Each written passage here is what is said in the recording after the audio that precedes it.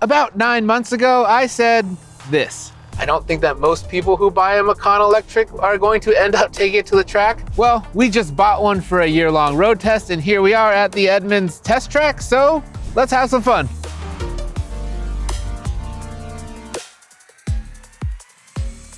It's one of my favorite days here at Edmunds, New Car Day. This 2024 Porsche Macan, the electric version, I should add, is going to join our fleet of vehicles in the Edmunds garage, where we live with them for a year or more to tell you what they're like to own. This is not our first spin at Macan ownership. Back in 2015, we bought the gas version when it came out, and now in 2024, we're buying the electric version when it came out. We've already gone through a lot with this vehicle. We went on a prototype range drive. We even took it for a spin in the south of France, fancy. But now we own this one and we can take it wherever we want. And the first place we thought of was, of course, our test track. This is fully tested, so you know the deal. We're gonna tell you all about its acceleration, braking, and skid pad numbers. We'll tell you what it's like to drive on the street and here on our handling circuit. And of course, we put it on the world famous Edmunds EV range test to see how far it goes on a single charge. And then we'll tell you all the things that it has, what it doesn't have, and we'll even tell you if this new one just might be big enough to actually fit your family. Because here at Edmunds, we test everything. Are you ready? If you're curious what your car is worth, want to find out if there's an electric Macan for sale near you, or you just need to do more research before you're ready to buy, open up your favorite World Wide Web browser and head over to edmunds.com for all of that information. Oh, and please toss us a like and subscribe so we can keep making videos like this one. Thanks. Performance testing is a must for any Porsche, and the Macan 4 is no exception.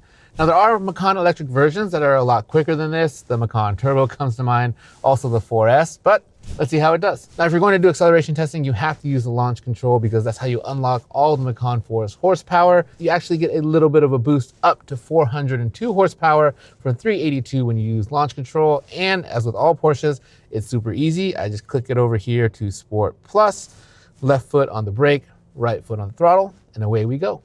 3, 2, 1, go. There's 40, there's 60, there's 80, all the way up through 100. So 0 to 60 in this vehicle happens in 4.8 seconds, and it covers the quarter mile in 13.2 seconds. And those numbers are actually identical to what we got in the last Macan S that we tested, the gas version. Now, on its own, 4.8 seconds to 60, it's not slow, but the problem is when you start comparing this vehicle to other electric SUVs, then it starts to seem a little bit slow. Vehicles like even the Genesis GV70 and GV60, even larger vehicles like the BMW iX, those vehicles all get to 60 miles an hour faster than this one. And I don't know, I think it's just hard if you're paying Porsche prices and pull up to a stoplight and you lose to an Ioniq 5. Not even the N, just the regular Ioniq 5 dual motor. It's just not a good feeling, not good. So acceleration results were just okay, but what about our other tests? The braking results are similarly unexceptional. It's a few feet longer than the gas Macan and mid-pack among other electric luxury SUVs like the Genesis GV60 and BMW iX. Skid pad numbers were also less impressive than we had expected, just 0.89 lateral G.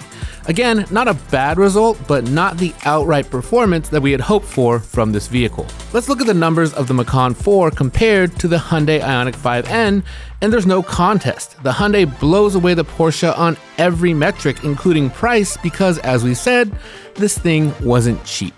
Part of what's holding the Macan 4 back could be its weight. The electric Macan is hefty, weighing in at over 5,300 pounds. That's over 900 pounds more than a Tesla Model Y and just about 1,000 pounds more than the gas-powered Macan S. When it comes to range, it feels like Porsche is always sandbagging us a bit, so we took the 308 miles of estimated range with a gigantic grain of salt. On the world-famous Edmunds EV range test, it unsurprisingly blew past that number and covered 352 miles on a single charge, 44 miles more than its estimate. On top of all that range, the Macan 4 also charges really fast. Porsche says it can charge at up to 270 kilowatts, and I guess we can't take that number at face value anymore either, because when we put the Macan on the Edmunds EV charging test, we noted a peak charging speed of 285 kilowatts. And if that number doesn't impress you on its own, this might. That's the highest peak charging power we've ever seen on our charging test. This means that on a fast charger that's working at full bore, you can add 100 miles of range to the Macan 4 in just over 8 minutes. But as you know, cars are not all about the numbers. It's the way the Porsche feels when achieving those numbers where it starts to make more sense, as we're about to show you.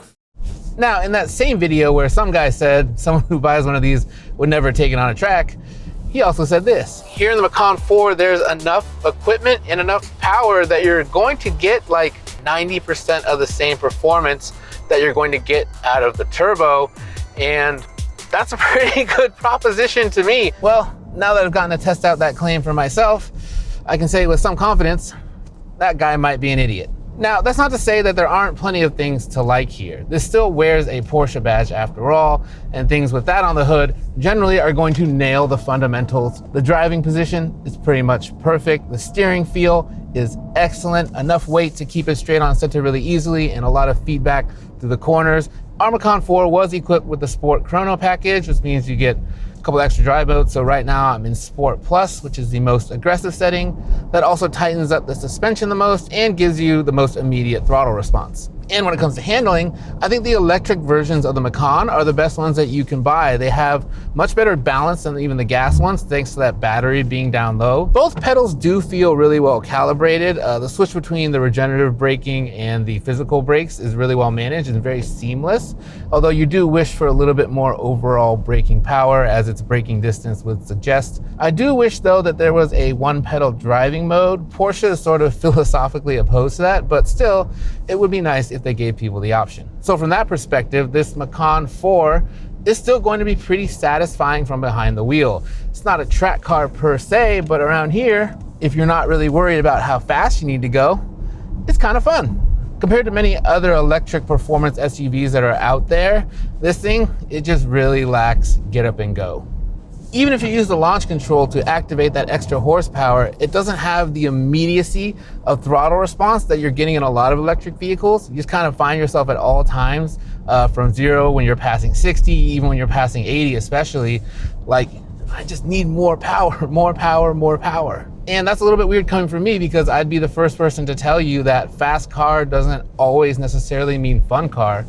And yes, the way that this feels dynamically means that it should be a lot more fun out here, but I find myself wanting, and that's not something that I really expected. Now, when it comes to driving on-road, the Macan 4 is a lot more satisfying. The ride quality and comfort is quite good, and we also spent an extra $930 to buy the acoustic glass, and that means that the interior is really, really quiet, especially when you're on the highway. There's not really any tire or wind noise. You just kind of cruise down the road with ease. We also really like the optional rear steering. It makes it feel a little bit more stable on track, and when you're at low speed scenarios, it tightens up the turning radius for you, so it's easier to get the Macan 4 around. So while the Macan 4 is pretty satisfying to drive on the street, the problem with the lack of speed, it just kind of gnaws at you. It's something that's always in the back of your mind. Like, it's bad that you can pull up at a stoplight next to a Model 3 long range in your $100,000 Porsche and know that you're gonna get smoked. That feels pretty bad, man. Feels bad. So the Macan 4 is going to be living with us for its year-long road test, but in the short time that it's already been here, our editors already have developed some impressions, starting with this interior. We really like these optional adaptive sport seats that we got here. They have plenty of bolstering, so they're good for the track, and they're also very supportive, so they're comfortable even on long trips. We are less enthusiastic though about this whole sort of dashboard area. There is a lot of piano black plastic in here, and that attracts a lot of fingerprints, but even worse than that, if the sun catches it at the wrong angle, it's gonna blind you while you're driving. We also wish that there were more physical controls. So you get a few toggle switches here to control some of the climate stuff, and a volume knob, which is nice, but to, let's say, do the ventilator heated seats, these are actually haptic buttons, and they have to look down then to use them while you're driving. A physical control would just be easier. The Porsche infotainment system does have a little bit of a learning curve to it, but once you get past that, it actually becomes very easy to use and quite intuitive. But my favorite part about this system is actually the navigation. And that's not something that we say about a lot of native navigation systems. In most cars, I usually would just hop in, plug in my phone, and use Google Maps. But in this one, I actually prefer to use Porsche's navigation system for a few key reasons. Most electric vehicles are really bad at route planning, especially when it comes to longer trips, but that is precisely what the Porsche excels at. So you can enter in a destination that's really far away, and it will actually plan out the entire route for you, along with telling you exactly where you need to stop to charge along the way, and also updating in real time the status of those chargers so you can see how many of them are open and how many are taken. So for example, let's say I'm taking a road trip to the Bay Area and I want to go to the Golden Gate Bridge. As you can see, it took just a few seconds to calculate the route. It also tells me exactly how long I need to stop at each of these charging stations in order to make it to my destination. The other cool thing that this system does is you have this number here, and 10% is going to be my state of charge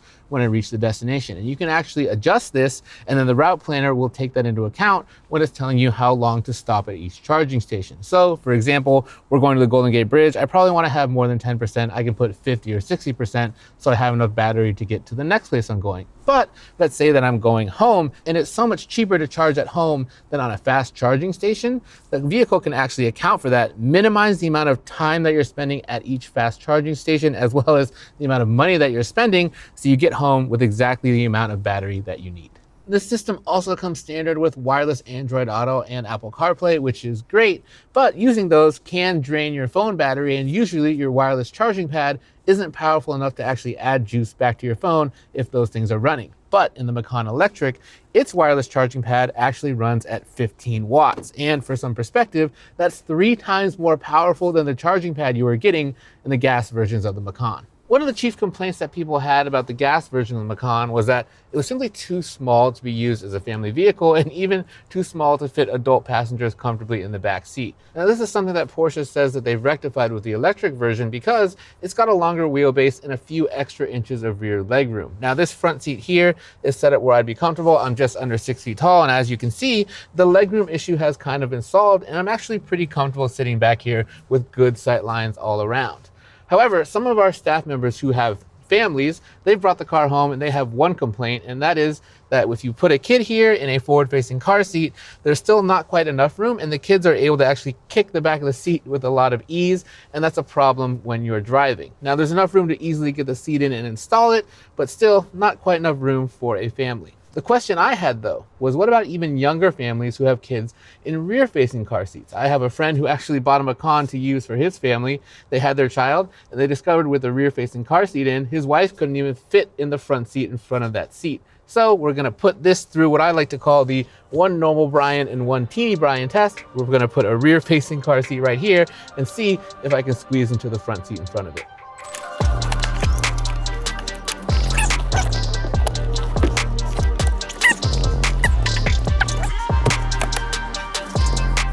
Well, as you can see, we got the rear-facing seat in without actually having to move the front seat at all, which means I still have plenty of room up here. So I guess it passes, and my friend probably should have waited for the electric version.